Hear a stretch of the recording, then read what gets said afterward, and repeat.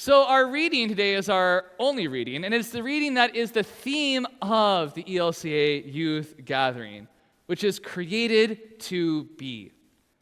And this proclamation of the holiness of who we are was manifested in every aspect of our experience at the ELCA Youth Gathering. The joy of the New Orleans culture sang of the beautiful gift of being alive, the fascinating adventures on the Mississippi River, and the joy of gathering with the whole group from the Pacific Northwest for our region worship day reminded us of how we are created to be in community.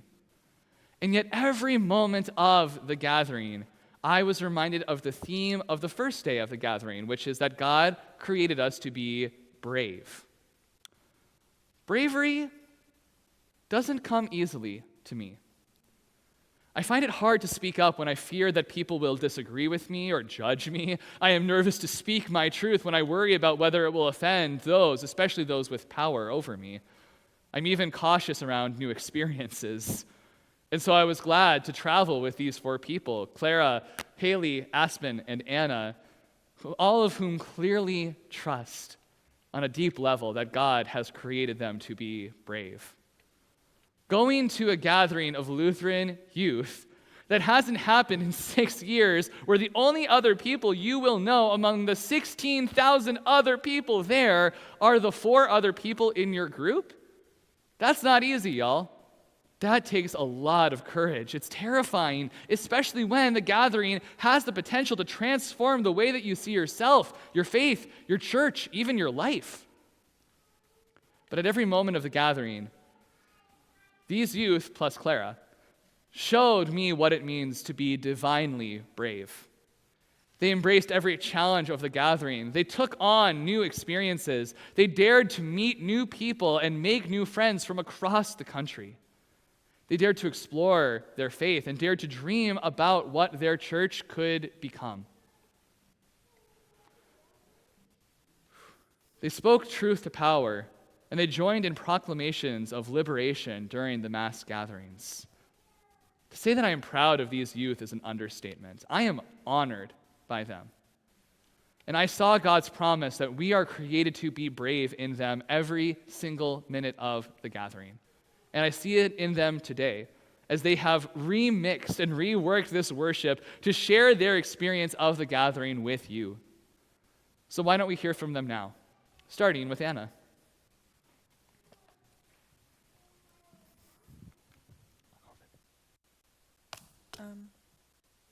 So I really struggle with open-ended questions, and every day after mass gathering, we had questions we had to answer.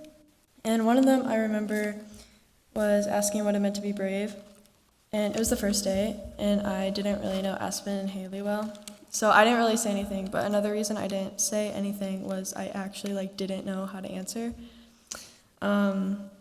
And one thing I really liked about the Created to be Free Day was one of the speakers, Pastor Keats. It was one of the only days where the theme was actually explained, and what it meant with their story. I don't remember all of the specifics, it was 2 months ago. But I think the general idea was they didn't fit in high school, and then they moved schools, and they decided it was time for a new start. They kind of morphed their personality to fit into a ton of different friend groups, and despite fitting in, they weren't very happy. And I think a lot of people can probably relate to that.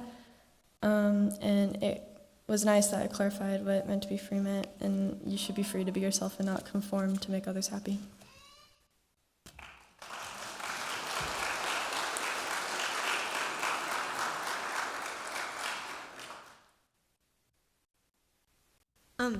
So on Wednesday, it was the second official day of the gathering. The theme was created to be authentic. So I wouldn't know what authenticity was a year ago. Because I would say it's being yourself, right? Not entirely. It's being true to your own personality, spirit, or character. It's being true to yourself. It's being sad when you're actually sad instead of going out and pretending to be happy. Jacqueline Bussey's talk on the second day about authenticity was really amazing. And it was well organized, planned, worded, and delivered. It really meant a lot to me, and I thought it was amazing. She talked about the importance of being an anyways person. What she meant by that is to go out and do the extra thing anyways. Whether it's going up and talking to the new kid anyways, or going on a vacation anyways, or standing up to dance anyways, or loving everyone anyways, being an anyways person shaped Jacqueline Bussy's life even through the hardest of times and helped her keep sight of her true authentic self. Being an anyways person and being authentic can be really hard sometimes. Just look at Jacqueline Bussy. She went through something super hard, and I can't even imagine how she must have felt. For those of you who don't know about Jacqueline Bussy, her husband died while she was on their dream trip, and she went back from that trip to a place she didn't know with no one to turn to or call. She had moved just before the trip. I don't know how she did it. After all of that, she is still so wonderful and authentic. She said it was because she is an anyways person. She got up and walked through her sadness and grief anyways. If she can do it, I think everyone can too. And you don't even have to be sad. What Jacqueline Bussy went through, no one should have to go through. But maybe go out and work on being a more authentic person anyways. I'm not going to tell you how because it's different for every person, and honestly, I don't even know, and that's okay. But we need more authentic anyways people. Even if you don't know what you're doing, go out and do it anyways. Hi, I'm Haley, and I'm going to be talking about the day where the theme was created to be disruptive and when we went on our service project. So we had to get up probably the earliest for the whole week and walk over to the convention center where we got sorted into these like groups with different churches, and one of the churches was from like the Church of Bergen or something, and it was pretty funny and we had like a laugh about it. But then we headed out to the buses and we drove a little while but not too long until we reached where we would be doing our service project, which was this local church. And our project was to paint the inside of the church and just help out, and paint like the fence and all that stuff. So we painted like the fence, the stairs, the bathroom, the hallways, and we had to prime the walls first, and then we painted them. We used big rollers, little brushes, everything. And it was such a fun experience, and what made it even funner was that we got to help out a local church that was doing so much for the community. And if I remember correctly, they were hosting like food nights, and it was like the building for people to go if there was like an earthquake or a natural disaster or something along that lines. And I'm so grateful that I got the chance to help out and be of service to these local heroes. And that was our service project for the gathering. And the only thing that I wish I could change or do differently about that day was that we had more time to help paint, because we had to leave at like noon, so we didn't get done finish painting because we also had run out of paint. But other than that, it was a amazing experience, an opportunity that I will forever cherish, and I will always remember it every time I look at my Created to Be shirt that is still stained with paint that will never come out. But then after we got back from the church, we hung out in the community life center for a little while, and then we went and had dinner, and then we got to the mass gathering where we got to hear from the pastor of a deaf church, and I believe the first pastor from Palestine, or something along that lines. I don't remember it completely. And we got to hear from her as well, so that was pretty cool. And yeah, that was the summary of our service day and Created to Be Disruptive. That is a very hot mic. Okay. The final theme on the last day of the gathering was created to be disciples. Because this was the final morning, there were no specific speakers assigned for the mass gathering, but Bishop Eaton delivered a sermon as part of the final worship that tied together the themes from the previous 4 days into a new charge. You are created to be disciples. However, to me, that final mass gathering didn't have the day's best example of created to be disciples. I might even tear up on this, okay. My favorite moment of the whole trip was before that final gathering as we were walking to it. That's when the seeds of this very worship service were taking root.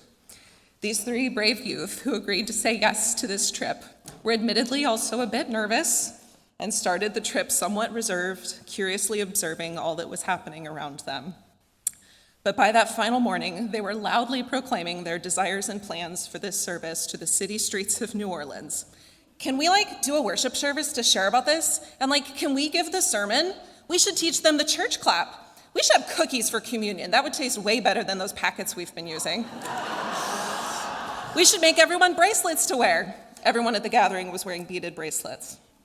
Their excitement and delight at the thought of planning their own worship service that centered around the themes and experiences of the gathering perfectly encapsulated created to be disciples for me. I saw 3 youth of this congregation who wanted to share their stories, experiences, and values with you, their community, to share their brave, free, authentic, disruptive, and silly selves. They found the space to discover and embrace that call at the gathering. Today's churches aren't always places where young people feel that their voices are actually heard and their spiritual needs actually met. So I want to say thank you for being a church space today that is receiving and embracing the witness and leadership of these youth. When the church makes space for the leadership and stories of young people, it is richer and stronger for it. I've been to 2 youth gatherings before, making this one my 3rd. One was when I was a youth myself, and the other I was a community life volunteer. I don't attend these gatherings because I like walking 15 to 20,000 steps a day in 80 to 90 degree heat and drenching thunderstorms. I attend because seeing youth, whether these 3 or 16,000, claim their space and their full selves in the church gives me such hope for the future. May this church and the wider church always seek to be a place where young people have the space and the support to discover that they are created to be brave, free, authentic, disruptive disciples. Amen.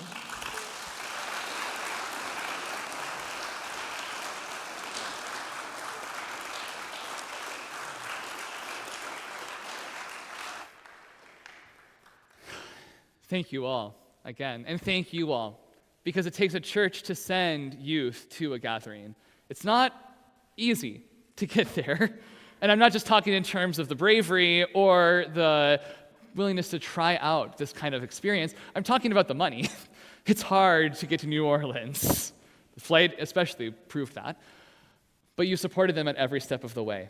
Whether you've been here for a while or whether you're relatively new to this community, all of you have fostered this kind of support. All of you have made it possible for them to have this kind of experience, and all of you have made it possible for them to share their experience with you. So I want to just echo what was just said, and thank you for being brave, free, authentic, disruptive disciples.